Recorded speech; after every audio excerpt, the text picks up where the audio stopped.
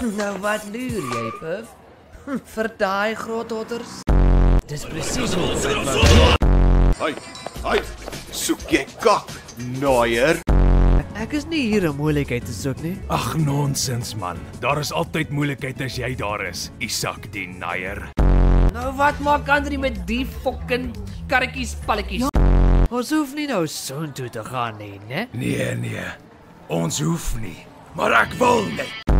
Like it, kom ons vat gou 'n spin in my Boeskool golfie. Dan sal jy first hand sien hoe kiefe kar is wat bietjie aangekrap is. Ag, kom aan, maatjie. Ons kan seker die besigheid in die area deel, né? Nee? Asseblief. Maar wat maak so 'n hond lelik tannies met daai chicken? Mooi, totsiens. Waar gaan jy, naier?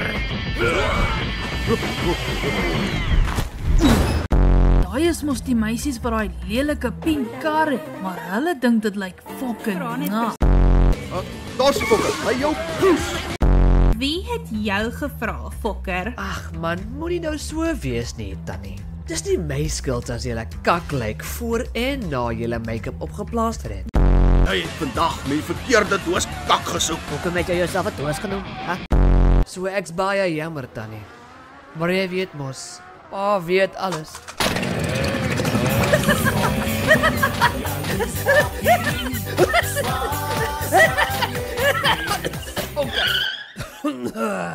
Dankie pa.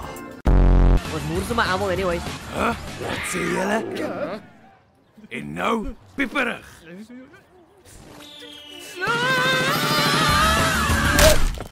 But ek worry oor die chick se mileage nie. Ek doen, hoe lyk dit? Dan kom die digits, jy weet. Jy het regtig geen idee wat jy pas begin het nie. So ek is baie jammer vir jou en jou karre.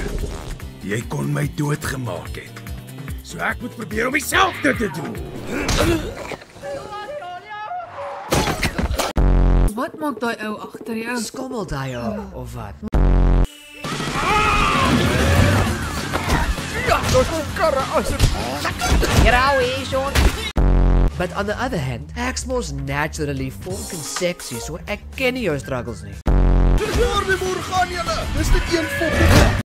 My pa het altyd gesê, Seun moet nooit vir 'n vrou mens slaan nie, maar as hy 'n frontkar het, breek liewer dit of een van haar besittings. Crabs is no joking matter. Wag, wat?